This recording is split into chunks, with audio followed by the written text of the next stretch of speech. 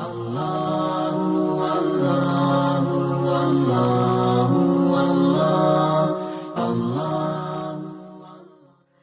Ya, jadi kita ini berada di bulan Muharram, yang mana bulan Muharram ini termasuk daripada bulan-bulan yang disucikan oleh Allah Subhanahu wa taala. Bulan yang mana di sini Allah betul-betul menghormati bulan tersebut. Allah betul-betul mensucikan daripada bulan tersebut. Kan Muharram sendiri artinya adalah bulan yang diharamkan atau bulan yang disucikan. Nah, haram di sini bukan berarti haram saladatnya atau haram yang jenis-jenis yang seperti itu. Jadi haram di sini artinya suci atau dihormati atau disucikan. Maka ada yang namanya Masjidil Haram, masjid yang disucikan, masjid yang diharamkan. Dan ada juga bulan-bulan yang haram, bulan-bulan yang disucikan oleh Allah Subhanahu wa taala, termasuk daripada bulan Muharram. Yang namanya Muharram ini termasuk bulan suci. Yang mana ketika ada bulan suci, bulan disucikan oleh Allah Subhanahu wa taala, maka di bulan tersebut apabila seseorang melakukan kebaikan, melakukan suatu ibadah, melakukan suatu amal soleh, maka di situ Allah bakal melipat gandakan ketika orang beramal soleh. Dan sebaliknya, ketika berada di bulan Muharram atau bulan disucikan oleh Allah Subhanahu wa taala, maka di situ ketika ada seseorang yang berbuat dosa, ada seseorang yang berbuat maksiat, ketika itu pula dosanya juga bakal dilipat gandakan sama Allah Subhanahu wa taala. Maka hendaknya kita ini berhati-hati ketika berada atau memasuki bulan yang disucikan oleh Allah Subhanahu wa taala. Salah satunya yaitu bulan Muharram. Jadi di dalam Islam ini awal tahun dimulai dengan Muharram atau bulan yang disucikan oleh Allah Subhanahu wa taala, dan diakhiri bulan haram juga, bulan yang disucikan oleh Allah Subhanahu wa taala, yaitu bulan Muharram permulaan tahun, dan bulan Dzulhijjah sebagai akhir tahun. Di awal tahun dan akhir tahun di dalam Islam diawali dan ditutup dengan bulan-bulan yang disucikan oleh Allah Subhanahu wa taala. Dan di bulan Muharram ini juga dikenal dengan istilah bulan Asyura. Bulan Asyura. Nah, kalau orang Jawa, karena mereka ini nggak bisa nekoilat, malas nekoilat, yang aslinya Asyura jadi bulan Suro. Nah, orang Jawa itu sebenarnya banyak kaitannya dengan agama Islam, banyak kaitannya dengan bahasa Arab, seperti halnya bulan Asyura. Bulan Asyura kalau di dalam istilah Jawa diistilahkan dengan Sasi Suro. Sasi Suro ini berkat daripada perjuangan dakwah Wali Songo. Ini berkat perjuangan dakwah daripada Wali Songo, yang mana Wali Songo mencampurkan daripada adat-adat Arab atau ajaran Islam dengan adat-adat Jawa, seperti halnya itu di bulan Asyura, bulan Suro. Kemudian di Jawa juga ada bulan Sasi Mulud. Sasi Mulud ini kalau di dalam bahasa Arab bulan Maulud, bulan Rabiul Awal. Ini semua banyak kaitannya dengan agama Islam. Dan di bulan Asyura ini banyak sekali kejadian-kejadian penting yang ada di dalam agama Islam. Di bulan Asyura itu banyak kejadian penting ketika di bulan Asyura atau di tanggal 10 Muharram, yaitu diantaranya diterima taubatnya Nabi Adam. Nabi Adam juga terjadi di hari Asyura. Jadi ketika itu Nabi Adam melakukan suatu kesalahan, yaitu makan yang namanya buah khuldi. Nah, diganggu oleh iblis, diganggu oleh setan, yang mana Nabi Adam nggak boleh dekat-dekat dengan buah khuldi. Tapi karena diganggu dengan iblis, diganggu dengan setan, Nabi Adam akhirnya makan buah khuldi. Dan saat itu Nabi Adam diturunkan oleh Allah Subhanahu wa taala dari surga ke alam dunia, di muka bumi ini. Pada saat itu Nabi Adam bertobat dengan doa Rabbana dzalamna anfusana wa illam taghfir lana wa tarhamna lanakuna minal khasirin. Dengan taubat tersebut Nabi Adam diterima taubatnya sama Allah Subhanahu wa taala. Dan diterima taubatnya Nabi Adam tadi pada hari Asyura, pada hari 10 Muharram. Yaitu diterimanya taubat Nabiullah Adam alaihi salam. Kemudian kejadian di bulan Asyura juga ada kejadian di mana Nabiullah Ibrahim diselamatkan dari apinya Raja Namrud. Ketika itu Nabiullah Ibrahim alaihi salam, yang mana beliau, kisah singkatnya, beliau ini menghancurkan patung-patung sesembahan orang-orang jahiliyah terdahulu. Akhir cerita, Nabiullah Ibrahim ini ditangkap oleh orang-orang tersebut, ditangkap Raja Namrud, dan akhirnya Nabiullah Ibrahim ini dibakar. Nabiullah Ibrahim dibakar, dan Nabiullah Ibrahim ini selamat dari bakaran api tersebut. Padahal bakaran api tadi sangat besar, dan Nabiullah Ibrahim tidak sedikit pun ada luka bakar sedikit pun daripada tubuhnya Nabiullah Ibrahim. Dan selamatnya Nabiullah Ibrahim dari api tadi terjadinya juga di hari 10 Muharram, 10 Asyura, di hari Asyura. Ini kejadian diselamatkannya Nabiullah Ibrahim dari api tadi ketika Asyura juga. Jadi banyak kisah-kisah, banyak kejadian-kejadian yang terjadi di hari Asyura. Kemudian di hari Asyura juga ada peristiwa di mana Nabiullah Musa selamat dari kejaran Fir'aun. Yaitu sangka ceritanya Nabi Musa ini dikejar-kejar oleh Fir'aun.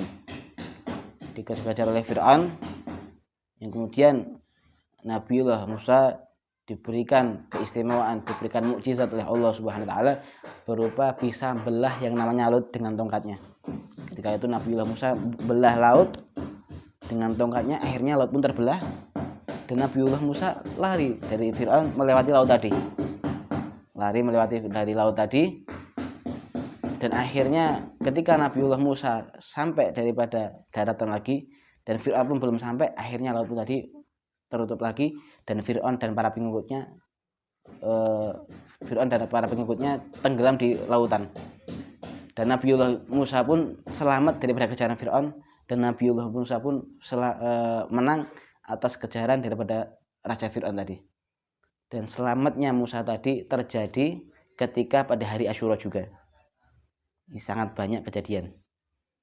Selamatnya Nabi Ibrahim dari api Raja Namrud, selamatnya Nabi Musa dari kejaran Fir'aun, kemudian diterima taubatnya Nabiullah Adam atas kesalahannya makan buah khuldi. Itu semua terjadi di hari Asyura.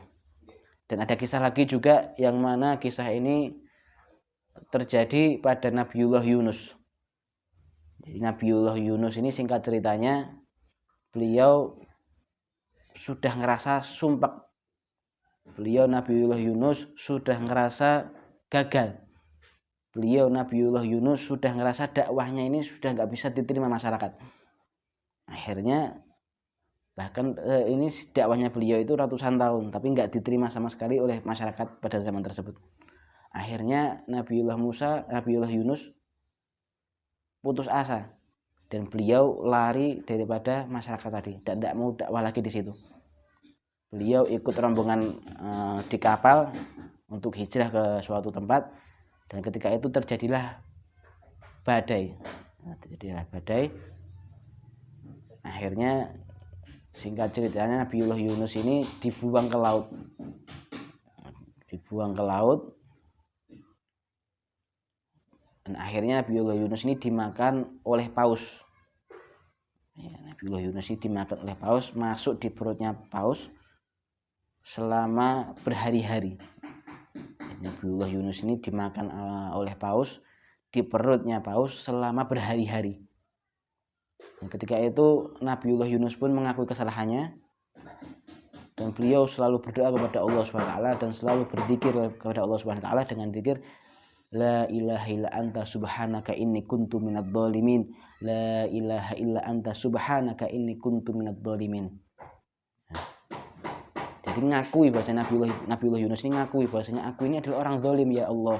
Aku ini orang yang durhaka ya Allah. Aku ini orang yang zalim. Ngakui kesalahan beliau. Akhirnya Allah pun menerima taubat beliau. Allah pun memaafkan kesalahan beliau. Dan akhirnya Allah Subhanahu wa taala menakdirkan beliau selamat daripada perutnya ikan paus. Dan selamatnya Nabiullah Yunus dari perut ikan paus tadi terjadinya juga di hari Asyura.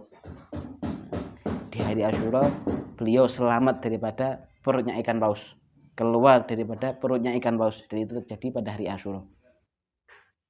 Kisah menarik di sini dapat kita ambil kesimpulannya, Nabi Adam tadi diampuni sama Allah, Nabi Yunus juga diberikan jalan keluar sama Allah dengan syarat apa? Dia ngakui dulu kesalahannya. Bahwasanya musibah ujian yang terjadi pada Nabi Adam, musibah ujian yang terjadi Nabi Yunus tadi terjadi tidak lain tidak bukan hanya dirinya sendiri. Tadi Nabi Adam doa, Rabbana dzalamna anfusana, ya Allah, wahai Tuhan kami, aku ini zalim dengan diri kami sendiri. Aku ini zalim dengan diriku sendiri. Aku ini salah dengan diriku sendiri. Dan Nabiullah Yunus doanya gimana? La ilaha illa anta subhanaka inni kuntu minadz dzalimin. Sesungguhnya aku ini sudah menjadi orang yang zalim. Aku ini orang yang salah. Nah, jadi di sini itu Nabi Adam mengakui salah, Nabiullah juga mengakui salah. Dan ketika beliau mengakui salah, Allah pun merahmati beliau, Allah pun mengampuni kesalahan beliau dan memaafkan kesalahan beliau. Jadi di sini dapat kita ambil poinnya, bahwasanya ketika kita ini pengen dikasih jalan keluar, pengen dikasih kunci permasalahan, pengen dikasih suatu ampunan dan suatu maaf dari Allah Subhanahu wa taala, kuncinya apa? Ngakui salah dulu. Kita diuji sama Allah, dulu kaya jadi miskin, ngakui, oh ya Allah, mungkin aku dulu ini salah, oh mungkin aku ini dulu zalim, oh dulu mungkin aku ini kaya tapi nggak mau sedekah, akhirnya Allah jatuhkan aku jadi miskin. Oh dulu aku ini ketika diberikan kaya sama Allah, aku ini sombong. Oh dulu ini aku ketika diberikan kekayaan sama Allah, aku ini tinggi hati, akhirnya Allah jatuhkan aku. Jadi ketika kita diuji sama Allah, diberikan musibah sama Allah, introspeksi dulu, oh ternyata aku ini yang salah. Jangan sampai ketika diuji sama Allah, dikasih musibah sama Allah, kok malah nyalahkan Allah. Allah ini nggak adil. Allah ini nggak adil. Aku ini sudah sholat, sudah zakat, sudah puasa, tapi kok masih diuji, kok masih dikasih musibah, kok masih dikasih masalah. Ini kalau jenengan seperti itu nggak mungkin dikasih kunci permasalahan dari Allah, nggak mungkin dikasih jalan keluar sama Allah. Kita lihat Nabiullah Adam, Nabiullah Yunus dikasih kunci daripada permasalahan, dikasih jalan keluar dari permasalahan. Karena apa? Beliau ngakui salahnya dulu. Beliau ngakui dosa, beliau ngakui bahwasanya ini adalah salahnya. Bukan kayak kita dikasih cobaan, nyalahkan orang lain. Dikasih cobaan, dikasih musibah sama Allah, nyalahkan orang lain, nyalahkan Allah. Ketika ada orang lain dikasih musibah, oh syukur ini kan balake mergo ora tau salat. Oh syukur ini mergo ora tau taat iki. Nah, ini kesalahan di dalam diri kita sendiri. Nah, jangan sampai kita ini berbuat seperti itu. Ketika kita dikasih musibah, ngakui, oh ini adalah salah saya, oh ini adalah kezaliman saya, oh ini adalah gara-gara saya sendiri, saya nggak mau taat sama Allah. Ketika dikasih nikmat, saya nggak mau bersyukur ketika Allah ngasih nikmat, akhirnya Allah ngasih cobaan seperti ini salahku sendiri. Habis itu kemudian bertobat kepada Allah Subhanahu wa taala adalah kunci ketika kita ini dapat suatu permasalahan. Kunci ketika kita ini dapat suatu musibah, yaitu apa? Ngakui salah dan mau tobat dan kembali kepada Allah Subhanahu wa taala. Kemudian adalah hal-hal yang terjadi ketika di bulan Asyura. Dan masih banyak lagi. Jadi di hari Asyura ini banyak lagi. Nabi Idris alaihissalam diangkat ke langit oleh Allah juga di hari Asyura. Kemudian Nabiullah Yusuf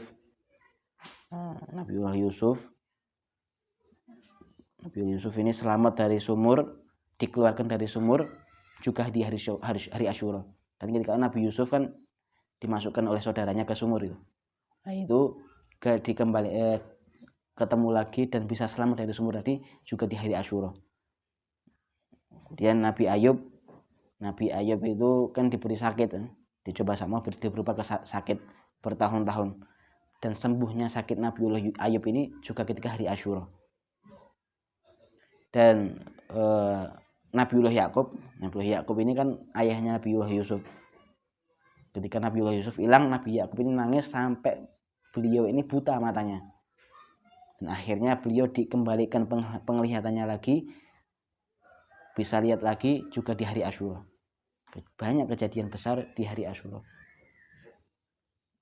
Dan ada kejadian besar lagi, yaitu kejadian duka, kejadian yang sangat mungkin di luar hati nurani, kejadian yang sangat menyedihkan, yang mana kejadian tersebut adalah hari di mana cucu kesayangan Rasulullah dibantai, cucu kesayangan Rasulullah dibunuh, cucu kesayangan Rasulullah dipenggal kepalanya dan kepalanya diarak mengelilingi kota. Itu juga terjadi pada hari Asyura. Itu terjadi juga pada bulan Muharram atau bulan Asyura, yang mana Sayyidina Husain, beliau namanya Sayyidina Husain, beliau ini cucu daripada Rasulullah SAW, yang mana sudah digariskan bahwasanya besok meninggalnya di tanah Karbala, dan meninggalnya dalam keadaan dibantai, dibunuh, dan dipenggal kepalanya pada masa kepemimpinan Yazid bin Muawiyah. Ketika itu Sayyidina Husain dibantai, dibunuh, dan akhirnya kepalanya diarak-arak mengelilingi kota.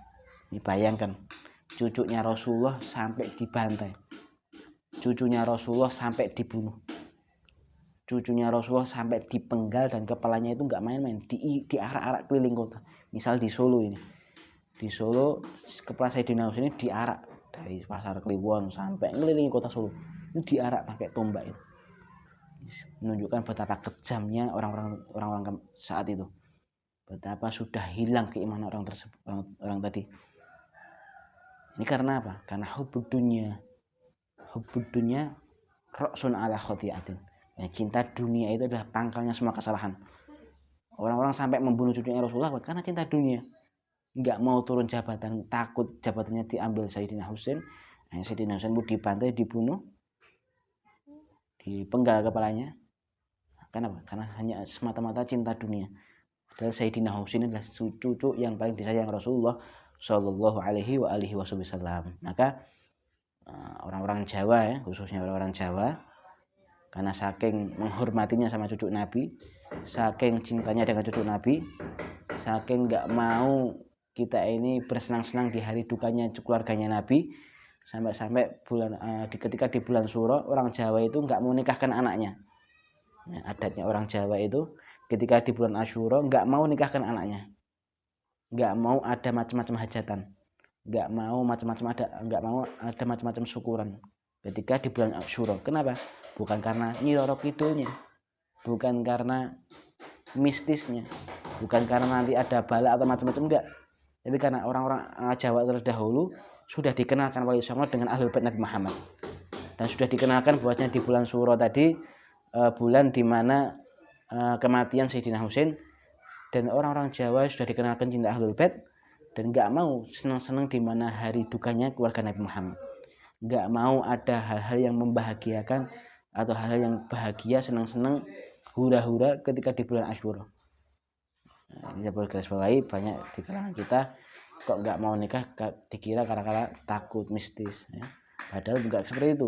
Sejarahnya orang-orang Jawa kok nggak mau nikah di hari Syuro, kan apa? Untuk menghormati keluarga Nabi Muhammad Shallallahu Alaihi Wasallam, yang mana di bulan tersebut bulan duka, bulan di mana cucunya Rasulullah dibantai, dibunuh, dan dipenggal.